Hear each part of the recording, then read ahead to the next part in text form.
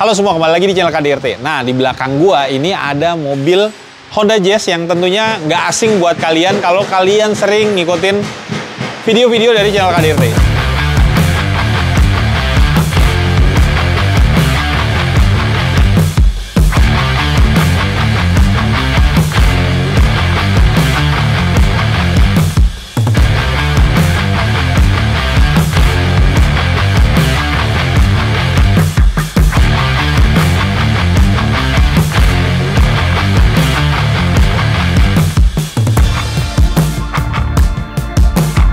Ini adalah mobil Honda Jazz yang sempat kita pakai di balap ITCR 1600 Max.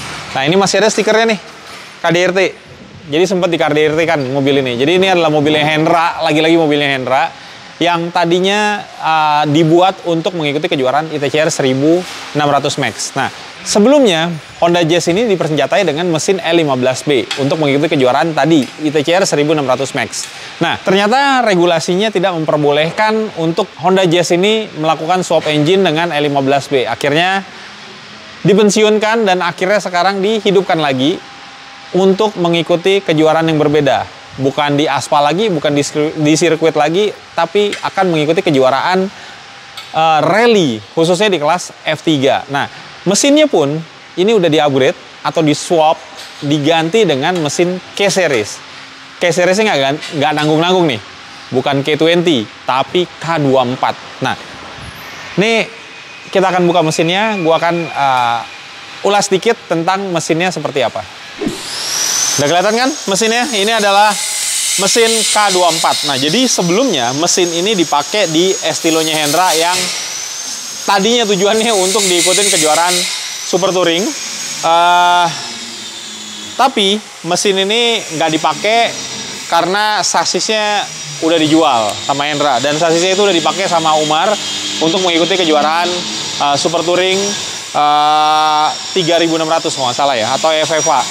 Nah, jadi K24 ini boleh kalau regulasinya untuk mengikuti kejuaraan Super Touring. Nah, karena mesinnya nggak kepake dan ada sasis nganggur, yaitu sasis Honda Jazz ini yang tadinya boleh mengikuti kejuaraan 1600 Max, tapi karena memang mesin 15B-nya juga tidak terpakai, nggak boleh sesuai regulasi, akhirnya Hendra memutuskan mobil ini dirubah untuk menjadi mobil rally. Nah, mesinnya sekarang menggunakan mesin K24. K24 ini kalau nggak salah terakhir pada saat kalau masih nempel di Estilo, itu horsepower-nya 240 wheel horsepower. Berarti kurang lebih sekitar, kalau brake horsepower-nya itu 340-an lah ya, sekitar itu. Nah, tapi ini mesin udah di overhaul ulang sama Om Roni, dan gearbox-nya juga di-upgrade. Nih gearbox-nya udah menggunakan dogbox sekarang nih. Kalau kemarin masih pakai gearbox konvensional, pakai close ratio, synchromesh, dan sekarang udah memakai dogbox tanpa synchromesh straight cut. Nah, intake-nya sendiri ini intake-nya menggunakan Praquworth carbon. Jadi kalau kita perhatiin, Hendra ini demen banget ya pakai intake Praquworth ini, dari mulai mesin B series-nya sampai mesin K series-nya juga dia pakai Praquworth. Bukan tanpa alasan kenapa Hendra memilih Praquworth, karena memang setelah kita tes berkali-kali, memang ini bukan promosi dan bukan endorse juga ya, tapi memang ini rekomendasi lah buat kalian kalau pengen upgrade. Intake ini sangat-sangat membantu untuk meningkatkan horsepower dan durability dari si mesin sendiri. Karena ini berbahan karbon, tentu dia intake air temperaturnya itu jadi cenderung lebih stabil dibandingin dengan yang berbahan aluminium. Nah, jadi ini sangat-sangat bagus Praquworth ini. Terus belum lagi dia membuat camber plenum, dan dia punya runnernya ini juga ukurannya sangat-sangat pas dan cocok untuk dipakein mesin K-Series ini. Yang buat B-Series-nya juga ada. Kalau nggak salah yang untuk mesin E15 dia juga udah mulai bikin deh, yang Praquworth ini. Nah, terus kalau untuk pipingnya sendiri setelah throttle ini juga dia pakai, gua nggak ngerti ini merek apa. Yang pasti sih kayaknya filternya ini pakai KNN. Nah, selanjutnya kalau dari pendinginan sendiri, di sini radiator juga udah diperbesar. Ini pakai dari Altec radiatornya. Oil coolernya di bawah juga udah pakai besar banget. Ini kalau nggak salah oil cooler yang 24 row. Ini pakai Misimoto. Keren ya. Warnanya hitam gitu, doff. Nah, terus di sini untuk menyesuaikan mesin supaya masuk di sasis Honda Jazz GK5 ini, tentunya mounting-mounting dan dudukannya semua dirubah. Nah, ini juga mountingnya udah menggunakan Hasport ya. Nah, terus di situ juga ada tambahan yang cukup besar, ada oil catch tank, karena biasanya kalau mobil-mobil kompresi yang agak tinggi itu memang membutuhkan catch tank yang cukup besar karena penguapan olinya jadi lebih banyak. Nah, kalau untuk mesinnya sendiri ini camshaft internalnya, camshaftnya udah diganti, pistonnya udah diganti, stang pistonnya juga udah diganti dan udah di blueprint ulang oleh Om Heron. Terus kalau nggak salah ini headnya juga porting polish, gue nggak tahu deh nih head ini porting polish yang CNC atau memang ini yang porting polish Om Roni, karena memang udah lama ganti, gue nggak tahu, gue belum nanya lagi ke Hendra. Yang pasti ini headnya juga udah pasti udah di porting polish juga, udah di blueprint ulang. Dan kalau untuk header di bagian belakang kalau nggak salah itu pakai dari Mas Yoyo Exhaust. Nah, terus pasti ada pertanyaan kan, kalau mobil touring dijadiin mobil rally, kira-kira apa aja sih yang dirubah? Selain memang mesin, kalau mesin itu bisa disesuaikan dengan kelas yang mau diikutin, mau ikut kelas apa. Sebenarnya pakai mesin standarnya Jazz juga sudah bisa mengikuti kejuaraan rally. Itu bisa ikut kalau nggak salah kelasnya kelas F2. Nah, kalau udah di-upgrade gini, bisa mengikuti kelas F3 dengan menggunakan mesin K24. Nah, terus sebenarnya apa sih yang di-upgrade? Kalau mesin itu tadi balik lagi menyesuaikan kelas yang mau kita ikutin. Tapi dari mobil touring ke mobil rally menjadi mobil rally, apa aja sih yang perlu di-upgrade? Tentunya sasisnya juga perlu di-upgrade, karena sasis biasanya untuk track itu tidak butuh reinforcement. Nah, kalau untuk rally ada beberapa bagian yang memang perlu di-reinforce, perlu diperkuat, karena memang bantingan atau hantaman ketika mengikuti kejuaraan rally itu lebih keras dibandingin kita dipakai di dalam track. Kalau track kan nggak ada jumping gitu kan, nggak ada gravel, jadi cenderung reinforce-nya tidak sebanyak mobil-mobil rally. Nah, ini tentunya gue nggak bisa liatin karena ini posisinya masih sempit, kita juga nggak bisa dongkrak, nggak bisa liatin. Tentunya bagian-bagian tower suspension udah pasti itu sudah ada reinforce di bagian situ. Terus di bagian mounting juga udah pasti ada reinforcement. Nah, yang penting adalah ketika dari track ke rally, yang penting untuk diganti adalah suspensinya. Jadi nggak bisa tuh suspensi yang dipakai di track dipakai untuk kejuaraan rally. Kecuali rally-nya rally tarmac ya. Itu mungkin masih bisa dipakai suspensi yang untuk dipakai di track. Tapi kalau untuk mengikuti rally sprint ataupun rally panjang, ya suspensinya harus pakai suspensi rally. Nah, rencananya ini suspensinya belum datang. Rencananya suspensinya ini Hendra menggunakan MCA. 2-way apa 3-way ya? Kalau nggak salah antara itu ya, 2-way atau 3-way pakai MCA. Jadi shocknya on the way. Nanti kalau udah ada perkembangan lagi upgrade-nya, nanti kita akan bikin videonya lagi. Dan setelah ini juga rencananya mesinnya akan di dyno lagi, dan nanti kita juga akan bikin videonya tentang dyno mesin ini kira-kira dapat berapa horsepower. Kalau bener sampai kayak kemarin 240 wheel horsepower, tentunya ini bukan malah mudah ya. Tentunya juga akan menjadi sebuah kesulitan karena powernya besar banget gitu. Tentu akan ada penyesuaian dari pembalapnya, dan untuk nyari settingannya juga nggak gampang ya, karena mobil kencang apalagi front wheel gitu kan untuk dipakai di rally. Tentunya perlu adaptasi dan penyesuaian settingan lagi di lapangan. Nah, selanjutnya kita akan lihat bagian dalamnya. Sebelum masuk ke dalam, kita berhenti dulu di sini. Kita lihat bagian pengeremannya. Nah, ini pengeremannya karena mobilnya Honda Jazz nih, remnya pakai spoon. Jadi memang agak sedikit berbeda nih dengan mobil-mobil rally lainnya. Mobil-mobil rally lainnya itu umumnya biasanya pakai EP Racing kalau nggak Brembo atau Willwood biasanya. Tapi kalau ini karena memang Honda banget, pakainya spoon. Ini spoon monoblock, piringannya juga besar. Ini kalau nggak salah pakai piringan yang 300 mm. Tapi kalau nggak salah kalau untuk nanti dipakai ring 15, gue nggak tahu deh. Ring 15-nya kayaknya mesti pakai velg yang sesuai ya, supaya fit dengan piringan 300 mm. Atau memang kalau nggak ada yang sesuai piringannya, Hendra harus kecilin, pakai yang sekitar 286 mm supaya bisa masuk dengan velg ring 15. Karena biasanya untuk balap yang gravel, balap rally gravel itu ringnya pakai ring 15. Kalau untuk tarmac bisa pakai ring yang agak gedean, pakai 16 atau 17. Nah, selanjutnya kita akan lihat bagian dalamnya. Ini kita tutup aja biar berisik. Jadi Ini bagian interiornya, apa aja sih yang dirubah? Roll cage-nya memang pada saat awal dibikin ini memang roll cage-nya dibikin full roll cage, yang mana regulasinya ini sudah mumpuni, udah dibolehin untuk mengikuti kejuaraan rally. Jadi ini udah panjang ke depan, turun sampai ngelewatin pilar A, turun ke bagian fireball. Nah di sini juga bagian cross samping kanan dan kiri juga full, nggak cuma sebatang doang. Dan yang paling berubah adalah bagian di sini, bagian shifter, karena tadinya 15B, di sini shifternya juga tadinya pakai shifter biasa yang punya Jazz, sekarang ini udah pakai hybrid racing. Ini memang untuk aftermarketnya untuk mesin K-Series hybrid racing. Bentuknya juga keren ya, CNC kayak gini, warnanya red anodized Dove kayak gitu, keren sih ini. Nah, nih pas ngeliat kaki juga, ini yang sangat-sangat berubah. Jadi pedalnya yang tadinya penggunaan pedal konvensional, sekarang pedalnya sudah menggunakan pedal box. Nah ini tentunya akan mempermudah driver lagi untuk melakukan gas ataupun rem ataupun koplingnya ya, lebih enak ya, lebih adjustable.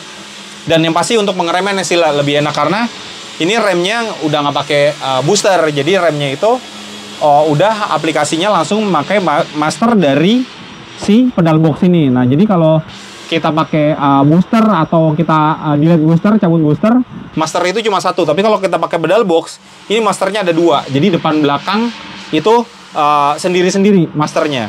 Nah, biasanya di sini nih ada settingan untuk biasnya. Tapi ini settingannya untuk biasnya bisa diputar nih dari sini nih. Nah, tuh, lihat nih. Kalau diputar ini muter nih. Tuh. Ya kan? Ini apa sih fungsinya brake bias ini? Brake bias ini membagi porsi pengereman antara rem depan dan rem belakang. Jadi disesuaikan lagi sama karakter pembalapnya, karakter treknya, kira-kira yang lebih enak dipakai sama pembalapnya itu pembagian porsi dari pengereman depan belakang itu berapa persen. Nah ini simpel banget ya kalau udah ada pakai brake bias kayak gini. Tuh diputer, tuh. Nah nanti nih Indra, nih gue puter-puter, jadi nanti disesuaikan lagi Indra. Karena emang harus dicoba sini. Nggak bisa maksudnya diputar dalam keadaan diem, jadi mesti dicoba di bawah jalan kira-kira remnya udah pas apa belum. Nah ini kalau untuk clutchnya sendiri, oh enak banget ya clutchnya ya. Nah tapi di sini ada yang belum selesai. Di sini kan kalau kalian lihat posisi kaki gua di deck bawah ini nyampainya cuma ke batang di sini doang, harusnya kaki gua di sini. Nah jadi harusnya ini nanti dibikinin sama Om Roni, di sini ada deck lagi nih, ada deck untuk kaki nginjak pedal di bagian sini. Nah, ini juga kalau pakai pedal box gini buat hilen tuh jadi lebih gampang ya. Enak banget. Ini pedal boxnya menggunakan merek dari OBP. Jadi banyak sih, kalau OBP ini harganya masih terjangkau lah ya. Kalau kalian mau yang lebih advance lagi, lebih bagus lagi kelihatannya dan secara fungsinya juga lebih bagus, itu ada pilihan. Kalian bisa menggunakan Tilton ataupun Epi Racing, itu lebih bagus untuk dipakai di balapan ya, di pedal boxnya. Nah, selanjutnya di sini ada penambahan lagi. Kalau kita di balap touring itu nggak ada handbrake, sekarang ada handbrake. Nah, ini handbrake-nya menggunakan individual racing parts atau IRP. Ini mereknya. Jadi IRP ini kalau nggak salah bikin dia buat clutch sama buat shifter juga. Jadi ada beberapa mobil kalau kemarin, nah coba kalian cari di video yang gua nge-review Honda Estilo Jazz punyanya Pak Hans BRQ. Itu mesinnya B-Series tapi shifternya pakai IRP kayak gini. Tapi ini bukan shifter, ini adalah handbrake. Nah jadi kan kalau untuk touring nggak perlu ini ya, tapi kalau untuk rally pasti butuh ini karena ada beberapa corner yang memang sempit dan butuh rolling lebih cepat lagi, makanya rally pasti menggunakan handbrake. Jadi belakangnya biar nge-slide kayak gitu. Nah ini shifternya juga jaraknya juga deket. Terus ini short shifter ya kalau hybrid racing ini. Oh udah enak banget narik-nariknya. Nah selanjutnya satu lagi, kalau pakai dog box dia tetap di sini kopling dipakai, tapi untuk start aja. Tapi ketika udah high RPM lagi upshift, downshift juga sebenarnya nggak butuh pakai kopling lagi. Jadi kopling itu dipakai buat start aja. Nah terus yang apa sih ngebedain sequential gearbox dengan dogbox seperti ini. Jadi sebenarnya sistem gearbox di dalamnya, yang di dalam gearbox, di dalam drivetrain itu sama aja. Tapi yang bikin beda adalah pergerakannya. Kalau ini masih menggunakan edge pattern, kalau sequential udah maju mundur. Nah, kalau pedal shift beda lagi. Pedal shift itu ya dia sequential, jadi bisa digunakan maju mundur kayak gini. Bisa juga ditambahkan yang tadi pedal shift itu dia menggunakan sistem electronical, atau di bagian engine kalau nggak salah itu dari sini electronical langsung terhubung ke sistem hidrolik di bagian gearbox. Jadi langsung pedal shift di sini. Itu bisa dipakai kalau untuk bagian mobil-mobil sequential gearbox. Nah, selanjutnya yang di-upgrade lagi yang sebelum pada saat gue balap touring ini belum ada nih aux beam kayak gini nih. Jadi semua start, terus lampu, fan, fuel semuanya dikendalikan di sini nih. Nah, terus ini yang baru Hendra beli lagi di sini juga dash loggernya udah menggunakan AIM. Ini kalau nggak salah AIM yang Strada ya, MX2 apa kalau nggak salah. Jadi semua di dash logger ini data-data ada di dalam sini. Jadi mulai dari water temp, oil temp, IFR, semua bisa dicek di sini. Termasuk juga kalau di ini gue nggak tahu nih yang GPS apa enggak. Tapi kalau ini GPS, lap time juga bisa tampil di sini. Nah, ini kalau ini ada kabel. Ini biasanya kabelnya untuk narik data nih, narik data dari AIM-nya gitu. Tapi kalau balap ini dicopot, nggak dipasang. Tapi kalau mau narik data ini dicolok di sini. Nah, terus selanjutnya di sini juga di bagian sini juga nih udah dibikin ya, dibikin ini nih tatakan untuk injakan kaki si navigator. Karena navigator itu biasanya itu udah disiapin tuh ya. Nih, ini ada 2 saklar cuma belum dipasang, udah disiapin. Biasanya 2 saklar itu untuk klakson sama wiper atau washer sekalian ya, washer dan wiper. Nah, itu biasanya yang membantu pengemudi atau pembalap rally untuk ngelakson misalnya seandainya ada penonton-penonton yang mandel ataupun tiba-tiba kaca depan kecipratan lumpur. Navigator yang ngebantuin untuk ngebersihin melalui ditekan aja pakai kaki. Tombolnya itu udah disiapin 2 tombol.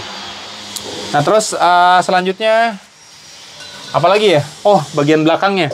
Bagian belakangnya itu nanti kita liatin. Dan yang pasti di sini ada 2 tempat duduk karena ada pembalap, ada navigator. Itu yang membedakan dengan mobilnya pada saat kita pakai waktu itu di balapan touring. Nah, selanjutnya kita akan lihat bagian belakangnya, bagian fuel tanknya. Karena fuel tanknya tadi pada saat balap yang touring, kalau nggak salah itu masih pakai tank di bawaan standarnya. Nah, sekarang tanknya udah dipindahin ke atas. Nanti kita lihat ke belakang. Ini bagian belakangnya yang tadi gue bilang. Biasanya kalau standar kan fuel tanknya kan di bawah. Ini udah dinaikin di atas. Cuma syaratnya kalau fuel tank dipindahin ke atas, ini harus ada sekat semacam kayak gini untuk memisahkan bagian tanknya dengan bagian kabin. Jadi harus ada sekat. Nah, ini sekatnya juga udah dibikin dengan bahan plat. Terus nah biasanya kalau untuk ngisinya nih dari sini nih. Ini ada locknya nih. Ini gue nggak bisa buka dari belakang karena ada mobil parkir di belakang.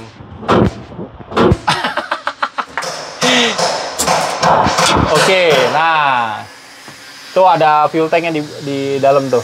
Ini gue nggak tahu nih mereknya apa ya, ETL apa kalau nggak salah. Jadi ini cuma covernya aja. Plat ini cuma covernya aja. Nah, terus selanjutnya untuk pemadamnya juga ini menggunakan Ares. Ares ini jadi pemadam yang terintegrasi ya. Jadi dia posisinya tetap di situ. Jadi nanti tinggal tarik aja. Dia semi otomatis.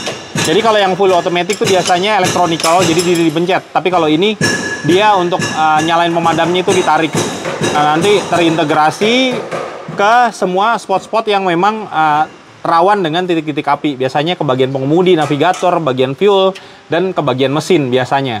Sama ke bagian ECU biasanya, bagian yang sering bakal menimbulkan api lah ya. Jadi untuk memadamkan api nggak perlu pembalapnya turun, narik lagi pemadam, terus disemprotin. Jadi cukup ketika terjadi accident ditarik dari dalam ataupun dari luar. Biasanya dibikin untuk kalau orang-orang yang ingin menyelamatkan atau mengevakuasi, misalnya terjadi kebakaran amit-amit, bisa ditarik langsung dari luar. Nah, aki pun dari posisi depan ini udah dipindahin ke posisi belakang sini. Nah, selanjutnya nanti kita akan coba nyalain mesin ya. Katanya udah nyala, kita coba aja ya udah nyala apa belum. Oke, sebelum kita nyalain mesinnya, ini tadi yang gue bilang dash loggernya udah menggunakan GPS apa belum? Ini ternyata sudah menggunakan GPS. Nah, ini GPS-nya. Jadi lap time bisa tampil di bagian dash loggernya juga. Nah, selanjutnya kita akan masuk ke dalam, kita nyalain mesinnya. Oke, kita coba nyalain mesinnya. Nah, ini cut off-nya kita on-in. Oke, terus ignition on. Oke, dash logger udah mulai nyala. Fuel tadi udah mulai kedengeran, fuel pumpnya naik. Pas begitu udah mati, ya kita tekan clutch saja biar aman, takut giginya masuk, biar nggak lompat. Kita tekan start. Oke, aman ya. Coba gas dikit ya. Wow, gila. Ini belum dyno loh. Suaranya galak banget.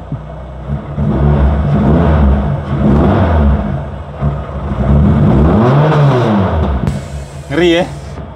Kayaknya kalau jadi kita masih coba nih mobilnya nih, biar menarik nih ya kan. Kita akan lihat nanti mungkin bisa ngetesnya di kayak di Eduton, atau sekarang Sentul sirkuit ada ini loh, ada track drift, mungkin kita bisa tes juga di situ. Atau di dalam track sekalian kita coba. Menarik sih nih. Mesin ini galak banget, K24 gila.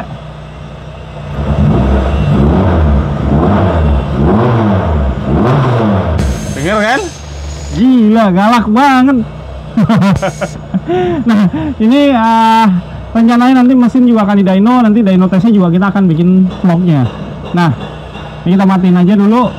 Oh, nanti sebelum dimatiin nih gue kasih lihat. Kurang lebih displaynya seperti ini ya. Displaynya seperti ini. Ada menu. Oke. Oke, kelihatan ya. Nah, jadi kalau AIM ini AIM yang terbaru ya. Jadi modelnya tuh ini displaynya semua bisa kelihatan di sini tuh, oil press, oil temp, terus sampai battery volt juga kelihatan, fuel pressnya, water temp, terus logger temp, map, air tempnya juga keukur. Terus kalau kita ganti lagi displaynya, ini lebih detail nih ya. Ini gua nggak tahu input-inputnya apakah udah connect semua. Nih GPS status. Berarti ini GPS statusnya good, udah bisa dipakai. Oke, kurang lebih displaynya kayak gitu. Nih biasanya di sini gua nggak tahu nih, ini ada shifter nggak nih ya? Gigi masuk? Oh nggak. Ini biasanya kalau nggak salah di sini shifternya kelihatan juga nih. Giginya gigi berapa? Masuk. Nah, kita matiin aja dulu. Gila. Kebayang kan? K24 340 horsepower jalan di gravel. Itu kencang banget. Kencang banget. Harusnya mobil rally dengan horsepower segitu tuh dipakai untuk mobil-mobil all-wheel drive supaya ngedapetin gripnya lebih maksimal lagi di gravel. Nah, tadi makanya gue bilang tentu ini ngebawanya nggak mudah karena mesin itu kencang banget dan ini front wheel drive, belum lagi bodinya enteng. Ini sebuah challenge tersendiri. Apakah time-nya akan bagus, kita nggak tahu juga. Jadi belum tentu mobilnya kencang, time-nya akan bagus gitu. Jadi butuh penyesuaian lagi, butuh setup yang maksimal lagi dari sisi faktor suspensi, terus weight balance-nya, terus pembalapnya juga karakternya mesti mengenali dari behavior dari mobil ini sendiri dengan dikombinasi dengan mesin K24 tadi. Nah, kurang lebih segitu aja reviewnya. Nanti pada saat dyno kita akan bikin videonya lagi, dan setelah di dyno kita akan tes mobil ini kira-kira larinya seperti apa. Kalian udah dengar kan tadi suaranya? Gue nggak berani tadi, RPM paling cuma 3.000, nggak nyampe 3.000, 2.500. Gue geber dikit doang udah galak banget. Takutnya kalau gue geber sampai pol, karena biasanya kalau K24 ini RPM-nya bisa sampai 8.500 bahkan 9.000 RPM. Keluar semua tetangga ntar. Jadi mendingan segitu aja dulu. Nanti pada saat ngetes baru kita lihat maksimal kira-kira powernya itu seperti apa, outputnya. Gak kebayang gua ngerinya. Oke, sebagai sedikit perbandingan, waktu itu Umar balapan dengan Estilo yang chassisnya bekas mesin ini, tapi Umar bikin mesin lagi K24, dan itu balapan di Sentul mengikuti kejuaraan Super Touring. Itu horsepower-nya juga gede, 300 lebih, dan itu time-nya 1 menit 39 detik. Gila, kenceng banget. Jadi kebayangkan di track aja bisa time-nya segitu dengan body Estilo, apalagi dengan ini body Jazz dan untuk balap di gravel, tentu mengerikan. Oke, segitu aja video kita kali ini. Terima kasih buat kalian yang udah nonton sampai habis review dari mobil ini. Mudah-mudahan next videonya kita bisa bikin dari mulai dynonya, ngetes mobilnya, sampai ini mengikuti kejuaraan rally. Karena ceritanya akan panjang buat mobil ini. Nah, buat kalian ini sekarang udah tanggal 22 Desember. Tentu ini udah mendekati liburan. Buat kalian selamat liburan. Jangan lupa hati-hati di jalan, jaga keselamatan, pulang kembali ke keluarga dengan keadaan selamat. Sampai jumpa di episode selanjutnya.